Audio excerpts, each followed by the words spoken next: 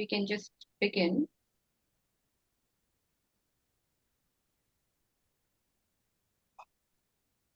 Greetings, everyone, and welcome to the conversation series on mediation, created with an aim and vision to promote mediation in the world around us and to talk about mediation from the perspective of a common person.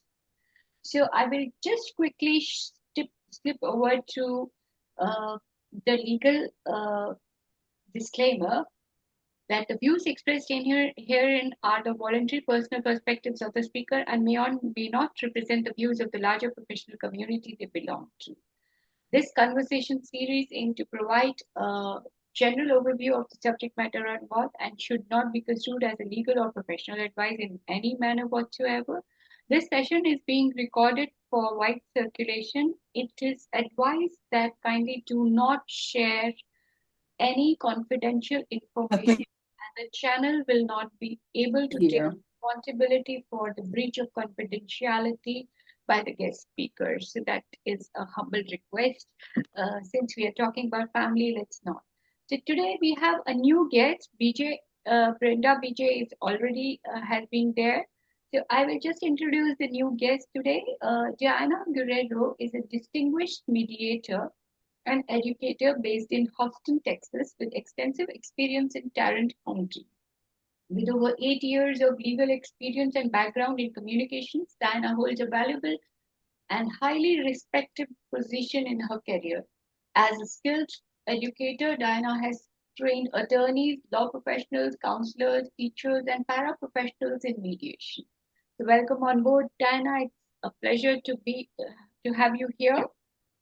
Irene, since Irene was, I'm glad that you joined, and it's a pleasure to have you here. Could you kindly introduce yourself a little bit so that our audience will know you better? Well, thank you. It's good to be here. I've been a mediator for about 25 years, and I'm very active in the mediation community here in not only Dallas, but also Texas. And I'm on the board of the Texas Mediator Credentialing Association. And I'm also on the board of the Dallas County Dispute Resolution Center. And I could go on, but that's generally it. I do have another company, and we train in negotiations. And so I have two companies, the mediation company and the training company. So thank you for having me. Wonderful, wonderful. It's a pleasure and welcome on board. And thank you. Today's like we started yesterday, it's a prelude. We did a prelude session, I should say. Today we are going to talk about the family and the finances and how those dynamics affect the conflicts in the family. That's what we decided. So who's going to take the lead? I think BJ has already spoken yesterday. So let me call upon Diana first and then Irene. Okay, great. Sounds good. Yeah, so financing and family mediation or something that go hand in hand usually. One of the biggest things and conflicts in most marriages with children is going to be their finance situation, whether it's debt managing, child support payments, or just all around financial transparency in the mediation. It's a time to start rebuilding trust by putting everything out on the table. What you don't want to do is have a conflict arise and leave the couple or the family later wondering, well, why didn't we talk about this? Why didn't we get to this point? So a lot of times, when we talk about money with people and family, those two combined, they can be very triggering for most people, especially when it's your family and you kind of need the money, or you want to make sure that you have the exact, outline on the same page. Well, that's where the mediator comes in. Mediator comes in to get the couples, the family members on the same page. where nobody feels like my my debt is not being listened to, and everybody wants to be heard, especially with money. And we have higher bills, we have recession. These things lately are causing a lot of us to just not talk about it. We're just struggling with it. And so when you have a mediator that's willing to listen to both sides and help you provide an outline that can help your family come up with something, that is, I mean, that's what everybody needs, and that's what we do. We're the peacemakers. We look for things. We make sure nothing is missed. I mean, in my experience, when I've done a lot of family mediations, I definitely make sure that everybody understands that this is set in stone. However, if your circumstances change, you can talk about this again. And that it reassures them that if something happens, because we don't know what's going to happen, especially with children involved. You don't know what's going to happen. If something happens, they can go back and try this again. I can't even explain the benefit of how having a mediator talk about your financial situation is, because the developing factor of it is just amazing. I mean, a lot of times I have families come in and they are so upset with each other. They don't want to talk to each other. They definitely don't want to put their finances on the table. Again, when you're mediating finances, you have to understand that it is a very, very sensitive matter. And you don't want to make anyone feel like they don't have enough. How much do they have? These type of questions, and you want to steer away from asking those kind of questions. The best way to ask is, what are you comfortable sharing with me today? That makes sure that, hey, let's start off like this. You build your trust, you get up to making them feel comfortable with talking to you. You don't want to come off as, hey, what do you have? Let me see everything you got, because I got to make sure that nothing is missed. And you're going to make, you don't want to make a family member, whether it's, a man or a female or anybody involved, feel like they have to just, oh my gosh, that you don't want them to feel threatened. So with family mediations, I have always found that it is a sensitive topic, but you do really do have to take it as slow as possible, build the trust, make sure that you're managing their budgets well, make sure that you have the numbers right. And that's a very important thing. Make sure that you have the numbers right. Okay. So if you need a calculator by you, I would definitely have one. If Let you me need pause to, you for a moment there and bring uh-huh. Irene in, and let's try and incorporate that with the family dynamics, Irene. When we talk about when Diana was talking about finances and the relationship, the delicate balance of family is also there, the love and the companionship or the compassion. What happens to a family which is a lovely family, and suddenly um, this happens that the finances come in, and uh, how the power dynamics change, what happens, so trying to correlate family and family love, bonding, and what happens when finances step in. Your views on that. Well, Sonal, I totally agree with what Deanna's saying, and I w- I come from a perspective of not so much family. Actually, uh, I'm trained in family and I've done family, but I'm more on the business to business, the civil part having to do with that, debt and things like that. When it comes to family, in my mind, the one of the most important things that mediators have to establish is the amount of trust that the couple has. Okay. Um, and that's very difficult. because they're in the room because they probably don't trust each other, or they probably don't have the maybe they might have the love necessary, and the communication that's important. But usually it's not, and that's very difficult, really, really challenging for a mediator. And I'm writing a book right now, and I told BJ this, that how to run a business with your spouse and still stay married. Yeah. Okay. So you And actually one of the chapters, in that sentence you actually said a lot, you know, that yes. how to remain married, how to keep that bond apart from finances The, coming in between. So BJ, your whole viewpoints oh, again before we go back to Diana again. Your viewpoints on this.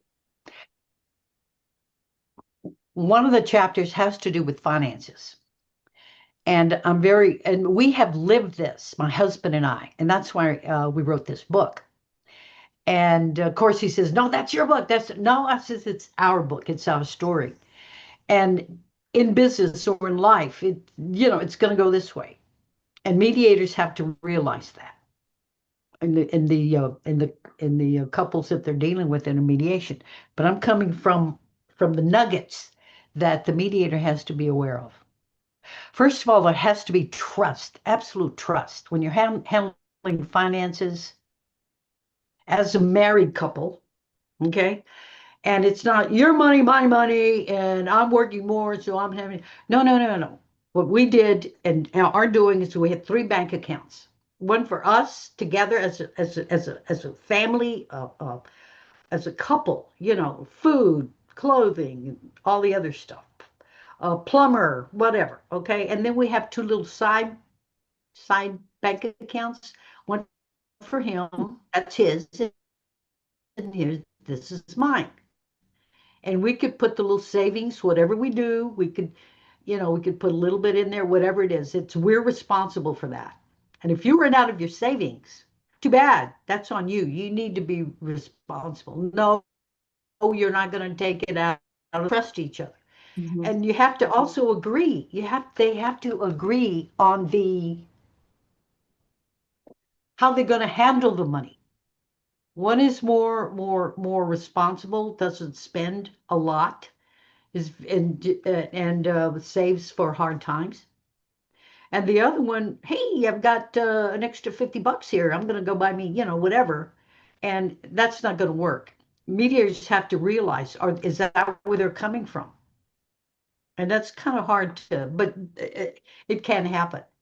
And they have to communicate in their marriage. Are they communicating? Hey, I'm feeling bad about this. I'm feeling bad about that. Hey, we don't have, or you lost your job. How are we gonna? Let's come together as a team. Is this couple there? Is this couple there? As mediators, the couples that come to the mediation are not there. They're not there. Can they be there? Yes. Would they need counseling? Probably. But at the end of the day, the very basis, the foundation of their relationship has to be love first and communication. Communication about money. What happens when? What happens if? How are we going to handle that? And believe me, 2007, we were 2 weeks away from having our home taken away from us. Scary, you betcha. But it's not what happens to you, it's what you are going to do about it. And to That's bring the good. couples That's good. back to that. Okay, you have the couples, okay, here's the situation. And sometimes it's not about, well, I don't like you because you're mean to me and this kind of stuff. Sometimes it's not that. You have to look at the underlying issues. They're scared and maybe don't know how to handle it. And maybe the mediator has to bring it back to what the real issues are. That's really Okay. good, Irene. How long have you guys been married now? This month, the 24th, it's going to be 38 happy, loving years. And yes, but I'm telling you, we've been through the whole gamut.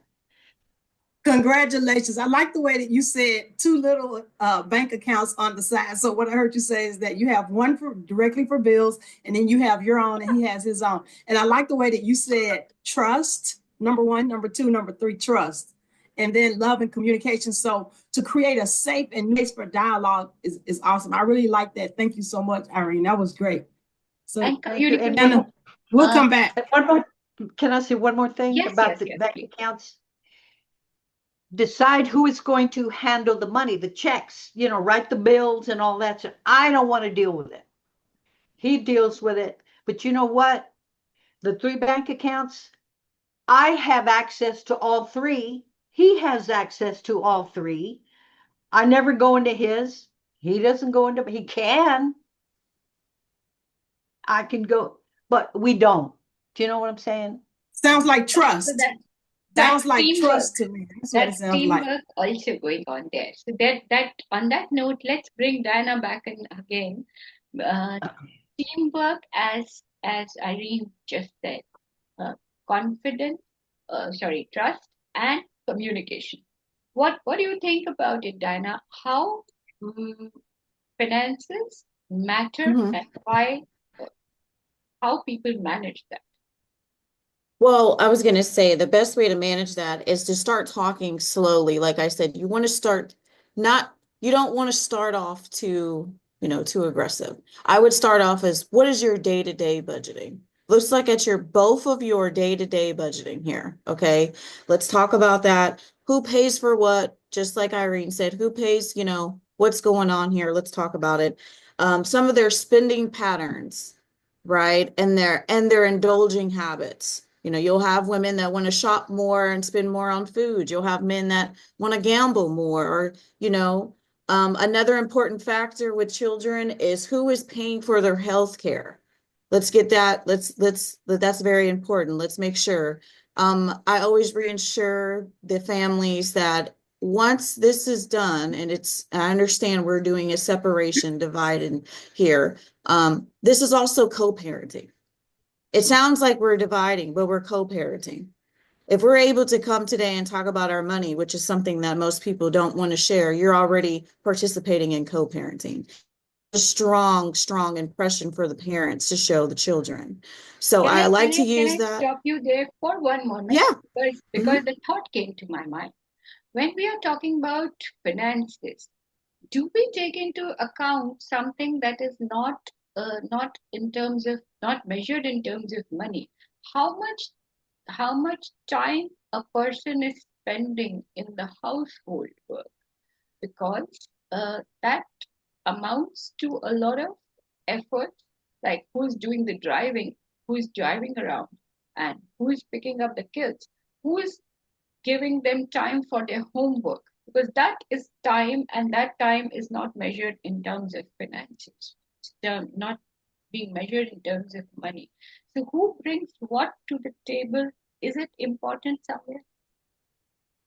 Very important. I would say that, yes, I would say that's very important. Who's sacrificing time for the family to work? Who's sacrificing their time? Who's picking up the children? Who's doing the laundry? Just like Irene said, that comes with love. Who has the love? Let's start putting it out there. I definitely understand, there's a lot of, house, house moms. So they carry a lot of the weight. They carry most of the weight, but yeah, I would definitely put that in an outline and make sure that we have all the logistics of everybody. I need to know your day to day.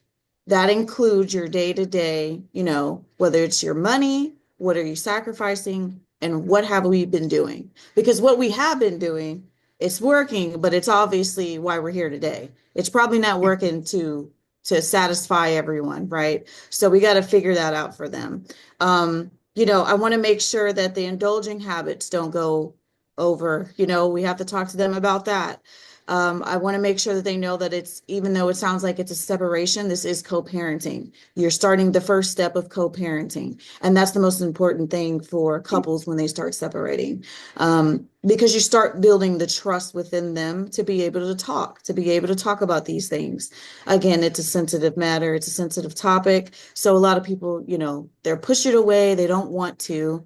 I definitely agree with building the trust up.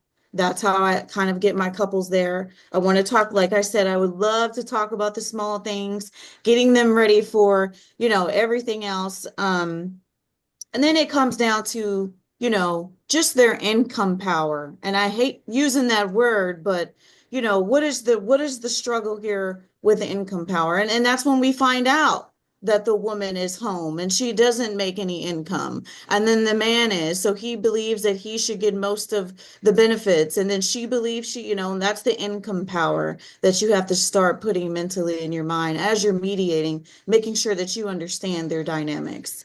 Every couple is different. Some couples, both of the parents are working. Sometimes just the woman is working. And that's, even though it sounds like that's not common, I've seen it before where, the man does stay home and the woman works. Whatever works for them. That's another thing that as mediators, we have to make sure that we don't step over. If it works for them, I don't want to change how they run their household. I want to help them understand how to communicate co-parenting. That's what I want them, that's what I'm here to help them do. I never want someone to think that I'm here to tell you, well, he needs to do everything and you need to do it, because then I'm just creating more conflict within themselves. So I would definitely say yes. I mean, as far as whoever is taking care of the household, sacrifices, those things need to be, you know, common goals that we can come together, identifying those things, listening to them, making sure that we're aware of everything that everyone is doing. Irene, back to you.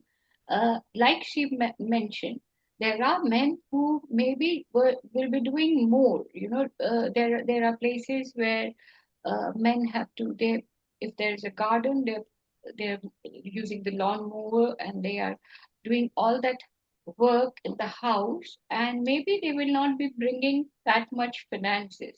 So, how do you see the power dynamics there, and how do you manage that in your mediation? I think, again, my perspective, the couple needs to understand that this is not about power, okay? Financial or whatever, okay? This is about being a team together in the Yes. marriage. Yes. And Yes. I explained in my book that if you're in business, you naturally gravitate to the person that is a better leader, and maybe the other person is not as outgoing. Uh, and in a marriage, one person may be same thing, more an extrovert, and the other person not. Well, but they need to understand it's not about who makes more money, who has the stronger, whatever. It's about who how are we going to work together to make this life of our marriage with our children easier. Well, that's going to take two people, you and me, my dear. Yeah, well, I'm busy because I have to work late. So okay, well then I'm going to pick them up on Mondays and Wednesdays, and you pick them up on Thursdays and Fridays, or whatever. Okay, I had to travel a lot before, and my husband Sandy worked till 5. Okay, he picked up our daughter. He took her to the PTA meetings when I wasn't in town. And sometimes he had to work late. I took her to the PTA. Sometimes we went together, but we always were there for the children. Okay, and that's the key. And when you're at home, parenting is very important, because and how you communicate, because the children look at this, they look at your behavior with each other. And if finances are eating you right here, staring you in the face, you have to eat beans and bread for a week because times are hard, It's tough. Let We've been there. let me just cut in between. Yeah. We are all of us are talking about children co-parenting. Now there are times when there may be couples who do not have children. What power dynamics does finances play there? Because she wants to go to Las Vegas, enjoy, and he doesn't want to go there. He wants to go maybe to a different place, and they might have different interests. Now, who how much does the pool of resources or the pool of finances of the family, how much is one going to how does a mediator decide that? Or have you both of you ever encountered that kind of a feeling that uh, it's not the common goals that they are working towards, and because it's easier to make people understand the common goal and work towards it, but when there are interests which are opposite to each other and the finances are just limited, or they pooled it together, so what happens then? You're asking me? Oh, Yes, well, yes. well, that's for me. Remember when I said the savings account, your personal little savings account? If you've got a couple $100 in there and I don't want to go, I should trust you and you want to go with your friend Millie? Okay, fine. And if you can't afford it, you can't afford it. It's your savings. But don't dig into the light bill, the mortgage. And I'm sorry, it doesn't work that way. And they need to understand that. You see. And take time for each other. Take time for each other. You want to go, we can't. We can always go to the park. Take the kids with us, fly a kite, have a picnic, backpack on Saturday mornings, get away from the computers and all that. How about that? How about that? It doesn't have to cost money. This is what people don't understand. But it's co-parenting with love and we're a team. How are we going to make this work? Sandy sometimes sees our basket of, dirty clothes for the week or whatever for every couple of days. And I'm busy doing so. I'm busy mopping the floors. And he takes the bag from the box from upstairs. He takes it down. He washes. He puts them in the washer, and he puts them in the dryer. And I'm over here vacuuming and dusting and washing, that kind of stuff. I don't say anything except thank you, thank you, thank you, thank you for doing that. He takes it upstairs, leaves it in the bedroom, right? That'll stay there for a couple of days. Okay, We'll so wake up and I'll fold them. I will fold them and put them away. And he thanks me for that. That's how it works. Sorry, I get so passionate. you That's brought good. That's really good. BJ, It's I not didn't your allow job. you to speak today. So she brought in another very important aspect when she said, "You go with Miley, your friend." Yes, and that comes the third part when you don't have common goals, but you have separate goals. You want to take a joy ride with your friend, maybe going out to a place with on the beach with all of your girly friends, and he wants to go out with his friend, and when it's all intertwined.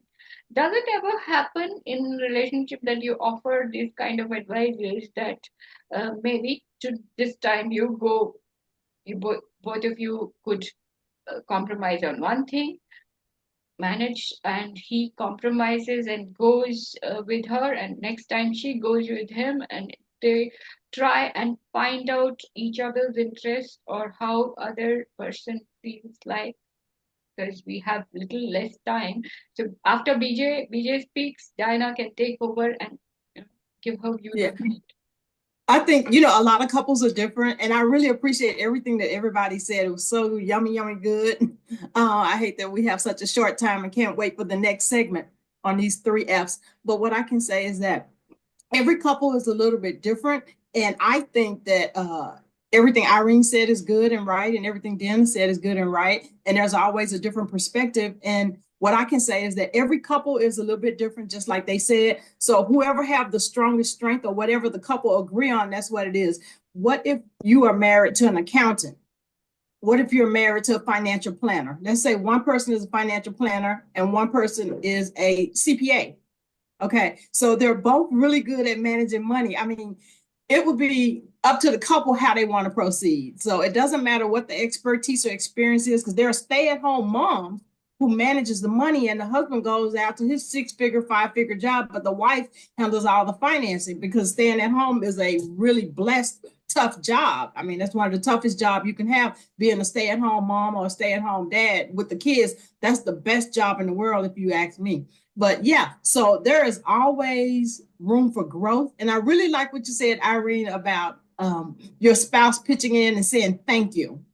It only takes a few seconds to acknowledge what your spouse does. There is no right or wrong way to handle marriage, but I believe this is the biggest thing. When you become married, it's not yours, mine, it's ours. You become one. If more couples would understand, once you're married, you become one, things would be a lot better. But I know I'll leave it there. So Deanna, Irene. Yeah, Diana. So I just want everyone to remember, walking into a family mediation, something to always take account is every couple brings their own values, their own rhythm, their own culture, their own space to your mediation. Each one is worth of being heard. And there is no such thing as a perfect relationship. And we know that. And so the only thing that you can help them bring out is their willingness to grow, communicate, and talk to each other. Right there, let's get it going. Now, every couple also has strengths, and you'll learn that during the mediation. And then you get to help them build on those strengths, and you get to help them trust you throughout the entire way. So every time I walk into a mediation with a couple, these are things that I always want to make sure that I have following me, that I make sure that I don't make every couple feel like you're the same, or I've heard this before, or I've seen this before. And I don't want to push my values on any couple. So I want to make sure that every couple, just like you said, they don't have children. Every couple does not have children. There are some couples that do not desire to have kids at all. So what you have to do is listen to them, because their relationship is built off of just listening to each other, not necessarily who's doing what, who's doing the cooking, who's going outside. They really thrive on listening to each other. There's not children in the middle to, create friction. So that's important to understand, that we can't label every couple, but definitely agree with BJ here. You are one. You are one. And as you're one, you you gotta stay one. We don't want to go, you can only be one. So remembering that, and I just admire what everyone had to say today. I really appreciate listening to everyone. I will take a lot of this, and it resonates with me as well. That was really wonderful when That you was said good. that, that was teamwork, and then when you admire each other, those were really kind words. But when they are torn between dispute, then there is conflict happening. To get that into perspective, you need a third person to bring those feelings back into you, that you are a team, and you have to work together as a team. That, I think, is the role, I would say, more defined of a mediator, because they are in their times when it's tough for them to, or they would have forgotten what their emotions are hurt, what they started off with, what the journey started. Like I say, when they start, it's a humming music. When that music turns to noise, it becomes difficult for them. And that's where the third neutral comes in between. Whoever that person is, if you have, like Vijay said yesterday, if you have someone in the family who can pitch it, well and good. If you have someone in the friend circle who can pitch it, well and good. That's your mediator. But if you don't have someone, there's no harm going to the third neutral and bringing that person in to help you de-escalate what has been escalating and building up, and what's at the brim of bursting out. So before it reaches to the land of the court system, and reaches where the court system is not able to understand, because they have their laws. They are defined by their laws. They are not defined by emotions. They cannot understand emotions. That's not their job. So it's a mediator's job. I think that would be great. So it was a wonderful session, I should say, ladies. It's been Yes. great. And we'll join back tomorrow and talk about the friend circle or the outer circle or the professional circle, which really is going to impact a couple's life or any relationship for that matter. Thank you so much for joining. Lovely. Yeah, this was so good. Thank you, Deanna. Thank Thank you, you. Irene. I look forward to the next session. This was awesome. So we've talked about family. We've talked about finances. Can't wait to dig into friendships, those 3 F's. And mediation is not, and one thing I'll say before we go, mediation is not just for couples who are having issues in their marriage. When you have a little hiccup in your marriage, you can consider using a mediator. Most of us have, what I can say, transformative and facilitative mediation works best for couples who are experiencing problems in their relationships, but that's my perspective. So I'm BJ Guiding Mediation Group. We got you decide. Thank you, Sono, my sister from India. I love you. Namaste, USA. So we meet tomorrow again. Lovely. Yes. Thank you.